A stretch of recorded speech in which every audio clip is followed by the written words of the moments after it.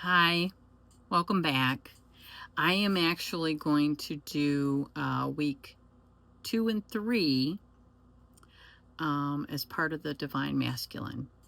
So we'll just talk a little bit about week 2, which is the pillar, and moving to week 3, which is the broken sword.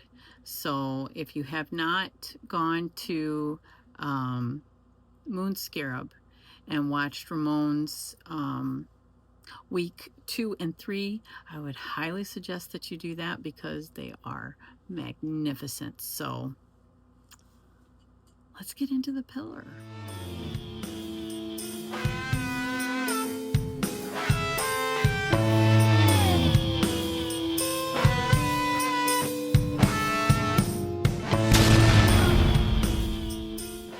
All right, so let's get into the free digital companion that is available on my sister's YouTube channel. That is Rochelle at Amethyst Ascension Tarot and Astrology. And then all of the information and all the stuff on here is the things that Ramon has come up with that is extremely important. So if you watch his week 2, I mean, it is, oh gosh, it's so powerful. It's so amazing. And then I just watched week 3. So I am going to do both of these up, but I want to focus on this spread. I will say that, this is about becoming the ground others can stand on. So I think that, for myself, it's being clear about, who I am and what's important to me, and concerning others, like my priorities. So where do I crumble under pressure? Honestly, simply, it's just overwhelming myself with my to-dos, And where do I rise? By giving myself leniency when I don't get the stuff done on the to-do list. And I'm like, okay, I guess I'll just attempt to do it tomorrow. And so on. And giving myself like the freedom to forgive myself that says, okay, I didn't get it done. I'm not gonna be mad at myself or, be ashamed or upset that I didn't get it done, because if I didn't, I didn't, and that's it. So I'm definitely getting more comfortable with myself, and I'm not like, holding it against myself. So, I mean, I think that I can see where I might pressure my own self, but I can also see where I'm not. So it's just really balancing that self for me. And it's something that I work on every day. So I'm getting better at it every day. So always a work in progress. All right, so I'm going to get some tarot cards out, and yeah, let's do this. So simply, I'm going to use my Rider-Waite-Smith, and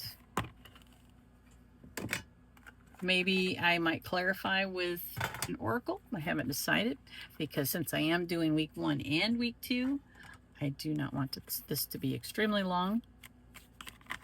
But the first question is, so the tarot spread is called What Am I Meant to Hold? And the first question is what part of myself needs my steady presence right now?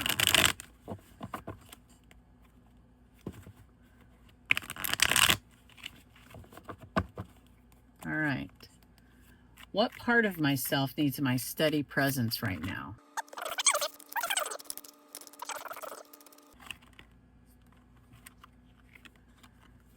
We're not going to do upside down with these. We're not going to do reverse.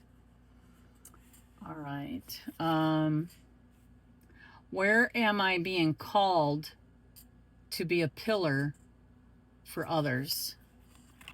Where am I being called to be a pillar for others?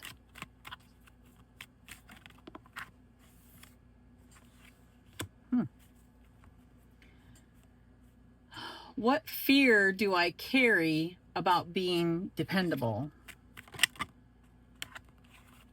What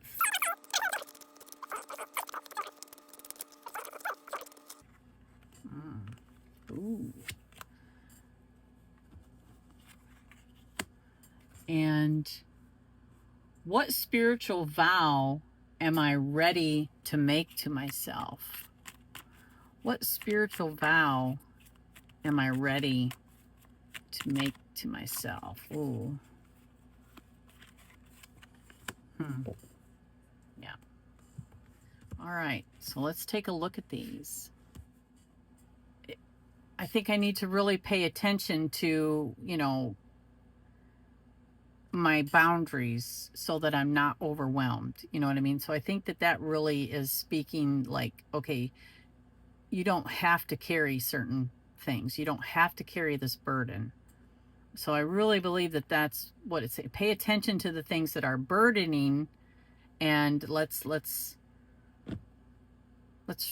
reassess that, you know. And I do believe that that's important. Like, I really need to focus on that. And where am I being called to be a pillar for others?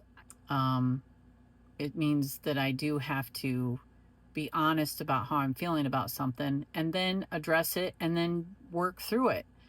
I'm not ignoring it. So to me, that is how I am a pillar to somebody that doesn't know how to let go of something that they cannot get over. It's like, okay, I understand this, but guess what? You also have all these things to be grateful for. So I think that is honestly how I am a pillar, is to show other people that, you know, of course I'm there for you.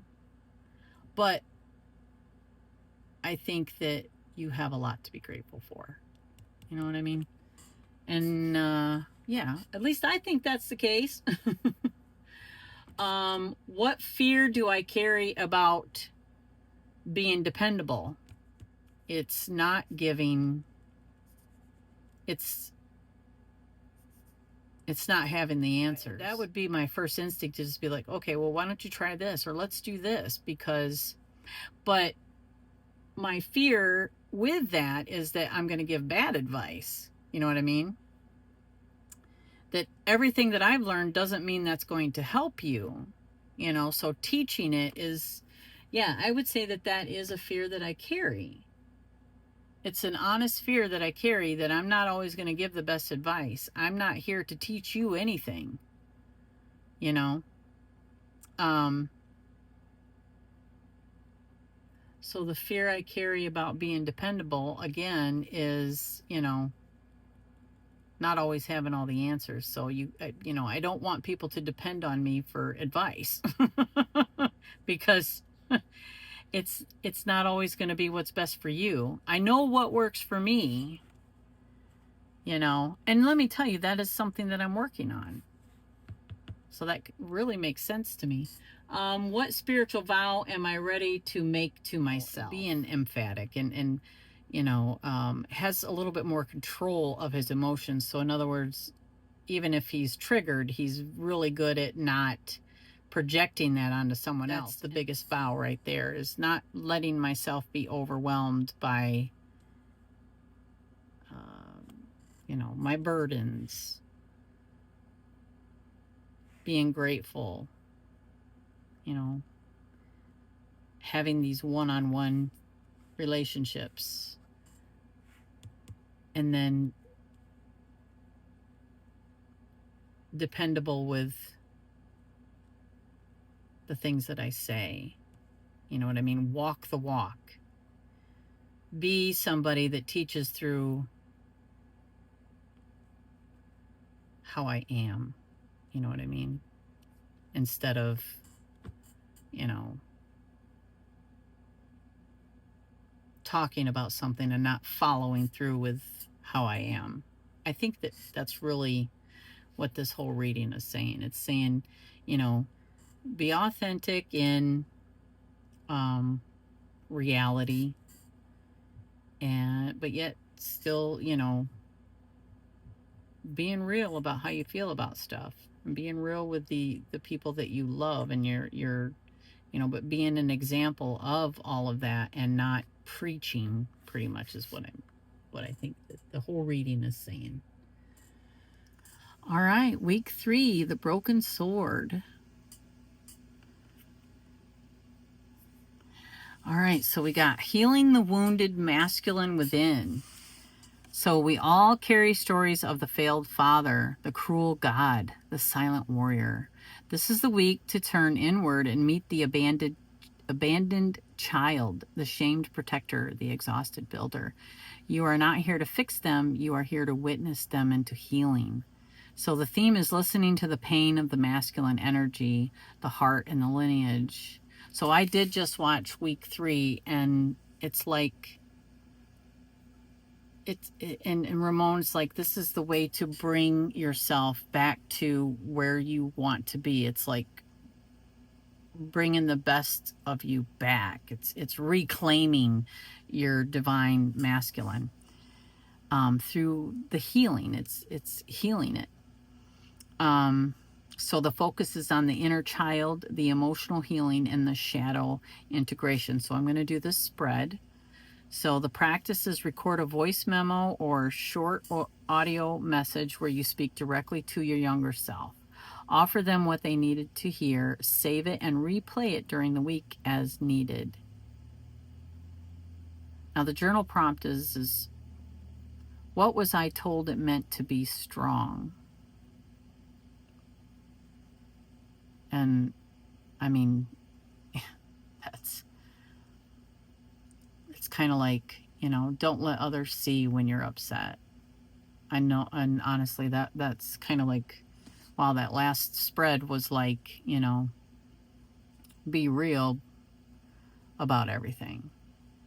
And whereas when I was younger, it was to like, and believe me, if I was crying about something, then I would get mad and embarrassed that I was crying. It was like, whoa, okay, I got pushed to that point. Now I'm mad and embarrassed.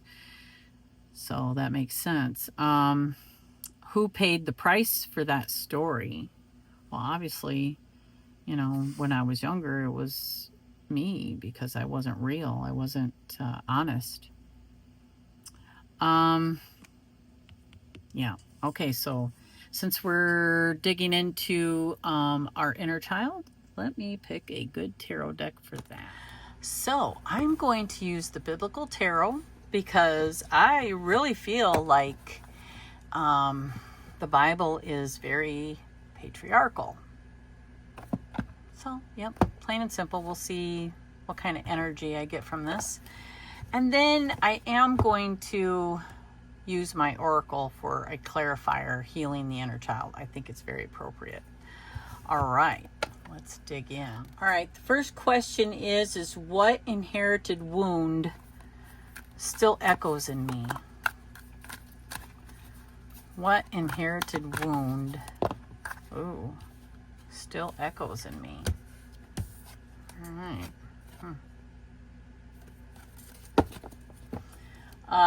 What does my inner child need to say? What does my child need to say? Oh, goodness gracious. Wow. All right. What part of me has been shamed or silenced? What part?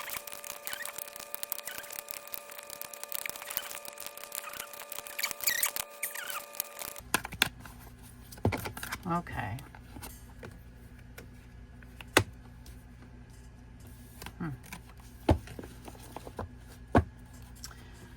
What does healing look like for me now? What does healing look like for me now?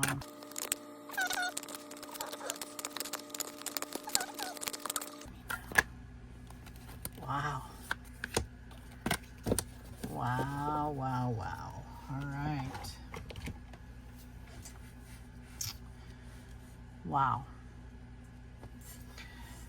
What inherited wound still echoes in me? Honestly, I think if I was to, look at the sun in reversal period, it's not being honest about the things that made me sad. It was not being honest about, how I felt about things. It was the people pleasing. you know, pretending like I might have been happy about something, not being honest about it. That, whew, yeah. What does my inner child need to say? It means, again, it's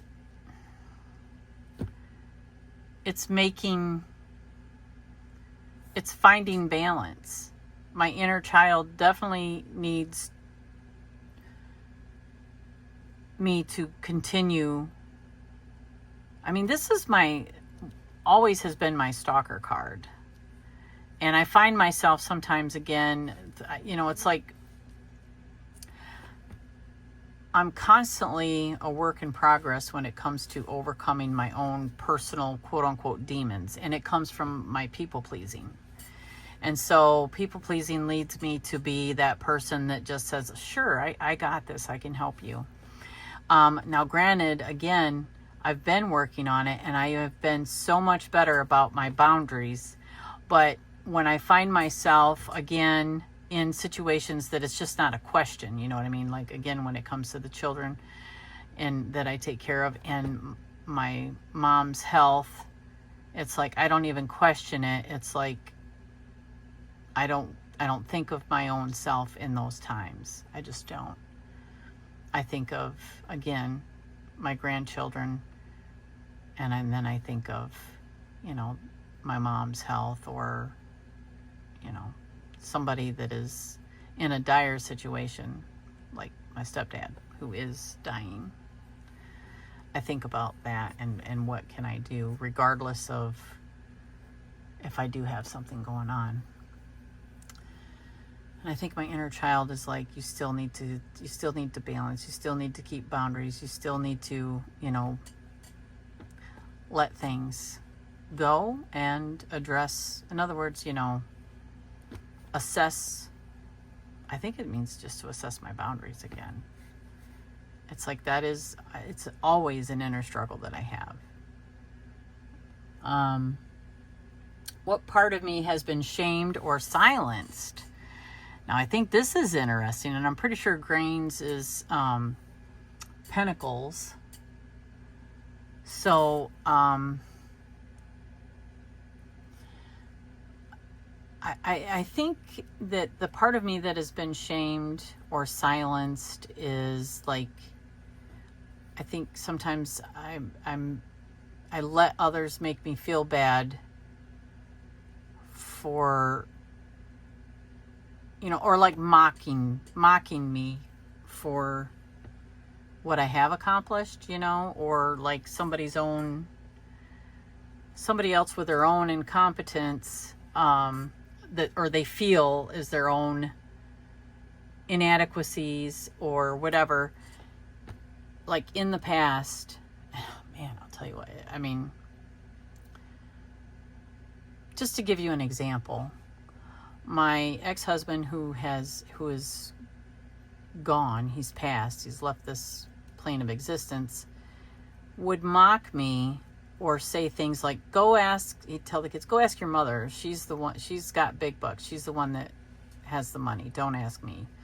Your mom will do this for you. She's, you know, or somebody that, like, I might have a friend that's like, well, ooh, lucky you. You got this and you're doing this. Lucky you, because my life is crap.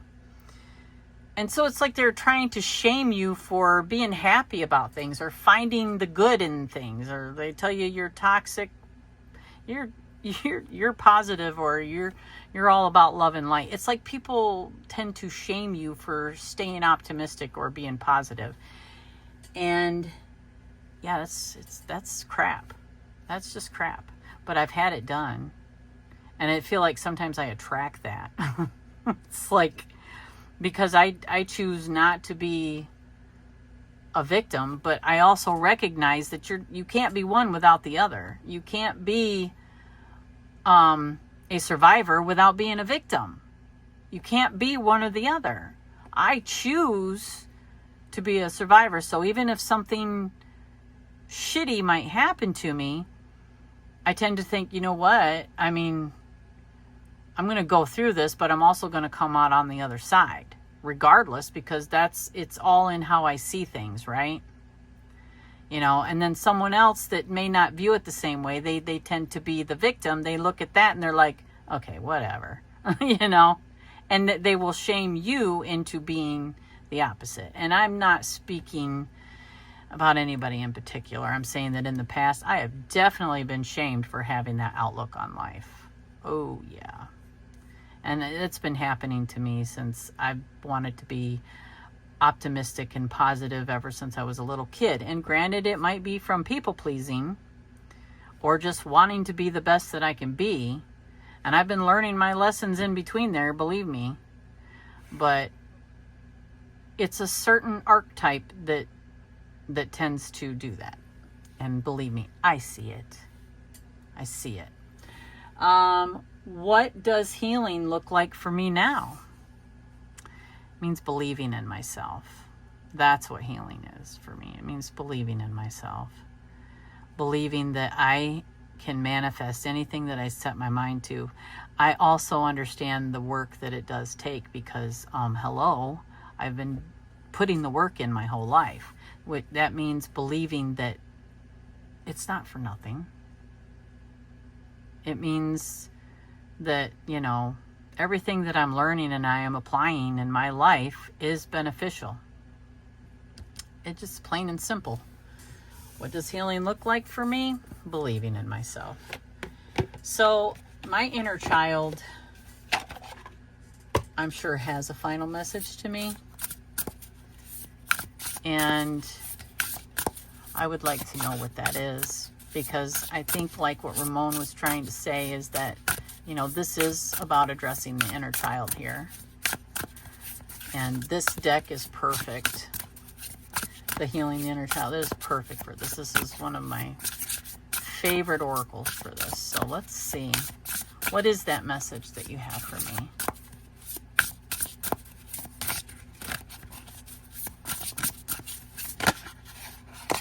Oops. We saw that, right? 22. Bliss. Wow. Well, let's see, what is bliss? Because look here, remember, this is the sun here. What inherited wound still echoes in me. So let's see, what does bliss have to say? 22.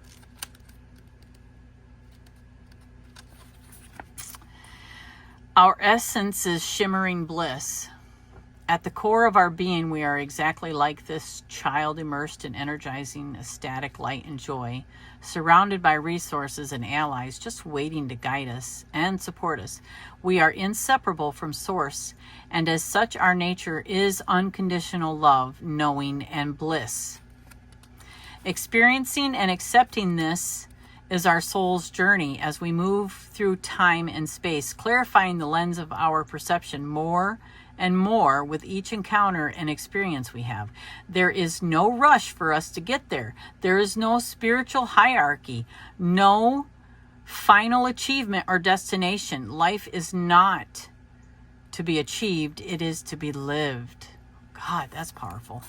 In this way, children are our ultimate teachers, reminding us that the outcome doesn't matter. What matters is the joy of the moment, the laughter, and the quality of our presence. This card invites you to simplify and slow down as you consider the possibility that there is no better place to be than this exact moment. Wow. Your inner child knows about the state of bliss better than you, so allow them to guide you. Take your inner child's hand and relinquish your adult seriousness and responsibility. Oh my gosh, yes. And ask little you to show you joy. Follow them into the flow of the moment with innocence and playfulness. You never know where this journey will take you. Say to your inner child, take me to bliss. I'll follow you. I got something to share with you. But anyway, close your eyes and connect with the energy of the golden yellow color in this card. Invite the light to hover above your head. It can take any shape or color you'd like. Wow. So this is just, I'm going to do this, but I'm going to share something very, very personal with you. In my youth, I was always somebody, and I mean like from 5 years old, my mom confided in me. She came to me, and it's like, what, I'm not going to give advice to my mom, you know, but she needed somebody to talk to, and I was always there. And, you know, as a child, I knew all the things that my mom was going through, and I carried that. I carried that. So it's like, it's also a way to acknowledge love. It's like you feel like that's how you show your love, you know, is to just be there and try to give. I don't know, it was almost like I felt like I what do, you know, try to give advice because you know they're sad. You don't want them to be sad, you know, you just want them to be happy.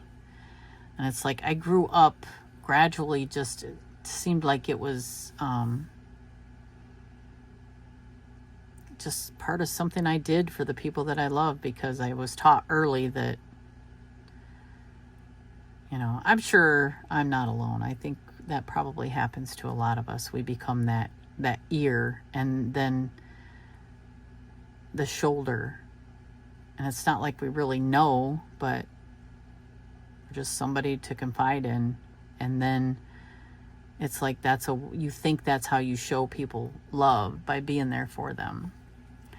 And the person that's unloading on you doesn't realize that, you know, you carry your own weight in something. You carry, or you have things that bother you, and you don't share them because you feel like they don't want to hear it. And so you just keep it inside, and you just listen to what they have going on. And then you don't share what you got going on. And then you learn to hide it because, you know, you're trying to be the person that's happy about everything. And so you keep it to yourself. You know, that is such a hard habit to break. In other words, if there was something I was even if I was really happy about it or really sad or whatever, it didn't matter because I didn't share it. I kept it to myself. I listened to everyone else and carried everyone else's stuff, but I never shared mine. Even with my best friend growing up, I really didn't tell her very much. I listened to her stuff, but I never. So all the while growing up, there was very few people that I shared anything with, except my sister. I told Rochelle everything, and I still do it today. Yeah. You know, I'm probably going to cut all this out because it's a very personal thing, and I fight it every day. I want to share. I'm tired of hiding anything about how I feel, to spare anybody's feelings, because they don't want to hear it, or they come off, they don't want to hear it, that all they have is their woes. And that includes if I'm fucking happy about something. You know, if you love me, then you want to hear my good things too. You want to hear my sad things. You want to hear it all. If you want to be a part of my life, that means you're willing to sit and listen to it all, just like I am for you. It's a mutual thing, and it's a boundary that I need to work on. It's part of my people pleasing. And yeah, so goodness gracious, I'm going to have a lot of editing to do. Yeah, wow. I just want to say thank you, Ramon. This work has been deeply enlightening, and just as deep as the divine feminine work. It's honest. It's honesty. It's being honest. The only way to grow is to be honest about where you fall short in your own growth. Because, yeah. And it doesn't mean I have to share that with you. I just have to do that for myself. And that's when the true growth happens. It's being honest. I think that it is beneficial when you are honest and you share it with other people as a way to show, you know, none of us are perfect and none of us have all the frickin' answers. But it's being vulnerable and just able to admit whatever it is we think we need to work on as a way to show others that it's okay. If you're not good at this, or you're working on this, or you are really good at this, it's okay to be open and honest about it, because I think that's how we help each other. It's just by being, not telling. It's just by being. All right, I love you, and I am very grateful for all of you, and thank you so much for being here with me. And I will see you in the next one.